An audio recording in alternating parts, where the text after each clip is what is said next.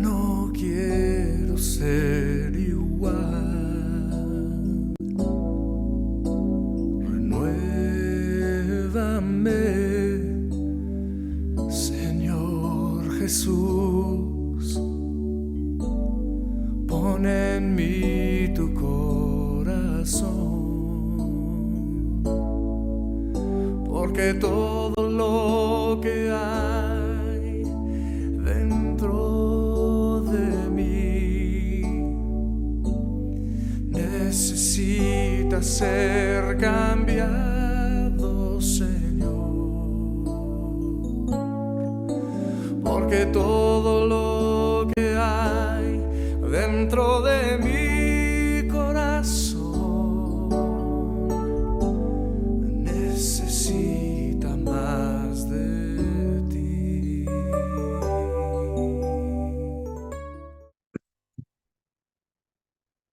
Buenos días, familia de Casa Cristiana Piedras Vivas. Les saluda nuevamente Carlos Alberto González Mendoza. En el capítulo 16 del libro de los Números, narra la rebelión de Coré, Datán y Abiram. Esta es una cita muy frecuente cuando se trata de estudiar el principio de autoridad.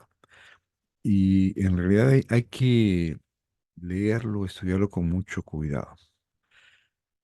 Para presentar un enfoque esquemático, recordemos que Coré es de la tribu de Leví y los levitas tenían una asignación especial eh, dentro del servicio en el templo.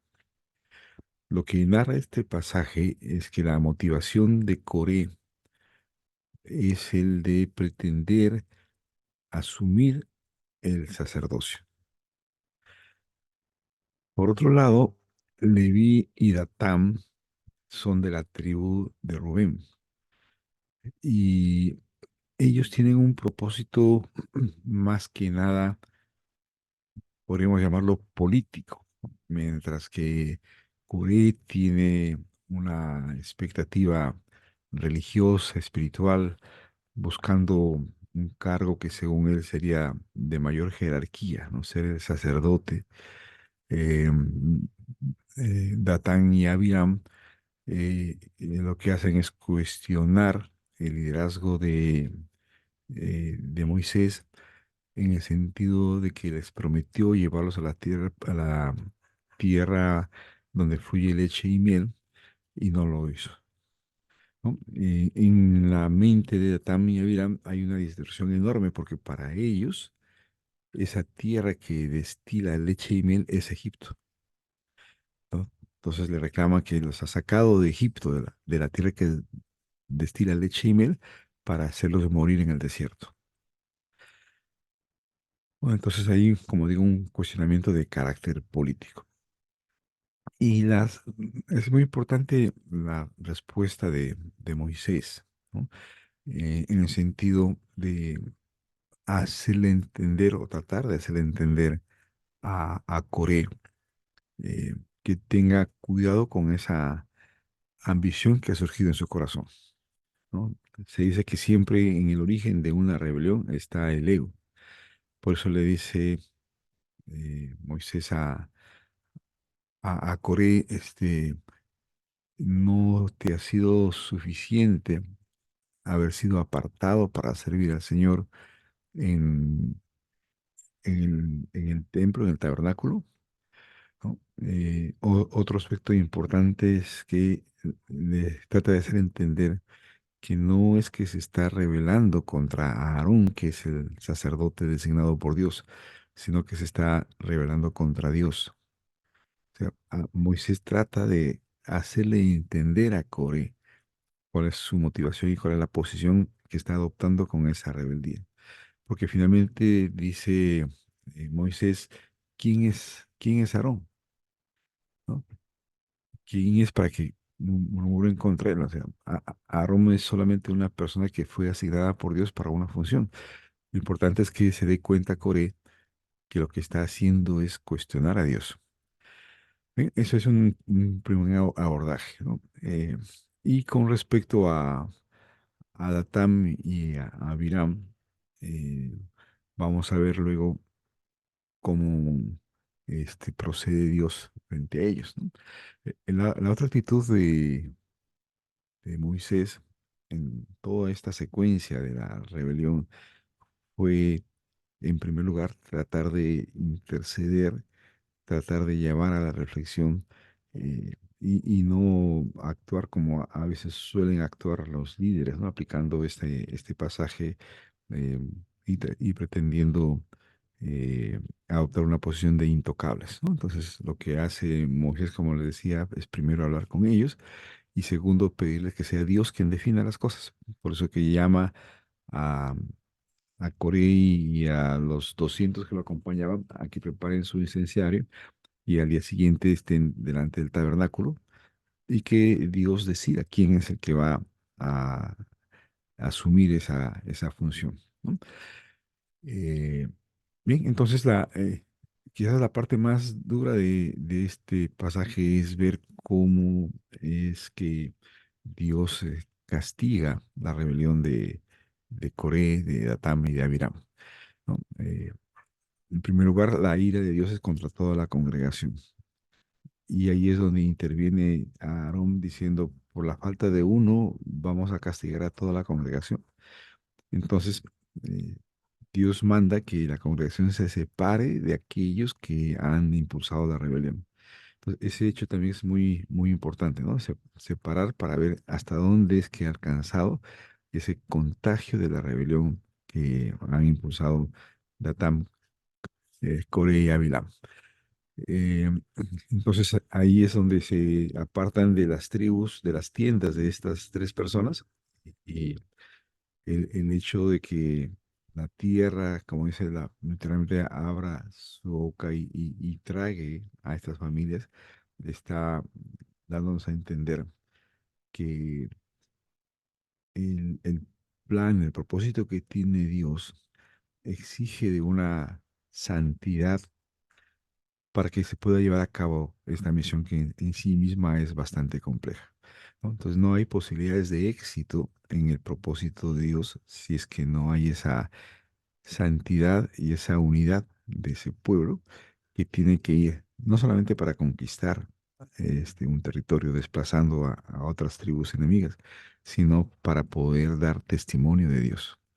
No, eso es lo que está detrás de todo esto, ¿no? Quizás nos llame mucho la atención de lo que aparentemente es la dureza con la cual Dios reacciona. Pero al mismo tiempo hay que tener en cuenta la labor, el significado del incensario, ¿no? Este artefacto en el cual se ponía incienso, se ponía fuego y se extendía el aroma que éste emitía, ¿no? Entonces, este incienso representa las oraciones y las alabanzas que ascienden hacia Dios. En el Antiguo Testamento se usaba mucho lo material para que se represente imágenes de lo espiritual, ¿no? Entonces, ese incienso que se elevaba simbolizaba esa actitud de alabanza, de adoración que tenía el pueblo hacia Dios. Ese humo aromático también generaba la sensación de purificación y de santidad, ¿no? De modo tal que bajo ese entorno se permitía una, una comunión, un contacto entre lo humano y lo divino. Entonces, teniendo en cuenta el significado del incienso, que además está recordándonos la labor mediadora de Cristo con el pueblo, uno puede entender mejor ese proceso de solución de la rebelión de Coré, Datán y Abiram, ¿no? Porque los llama a cada uno de ellos, a la gente de la tribu de Leví, a que preparen su incienso y que vayan delante del tabernáculo para que Dios muestre quién es el que está autorizado por él para que haga esa labor mediadora, ¿no? Entonces el fuego consume a los 200 seguidores de Datán.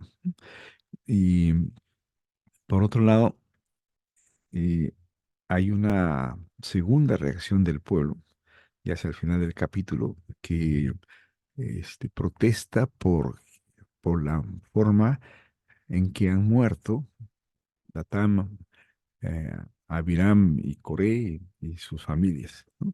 Entonces, la ira de Dios se levanta contra toda la congregación.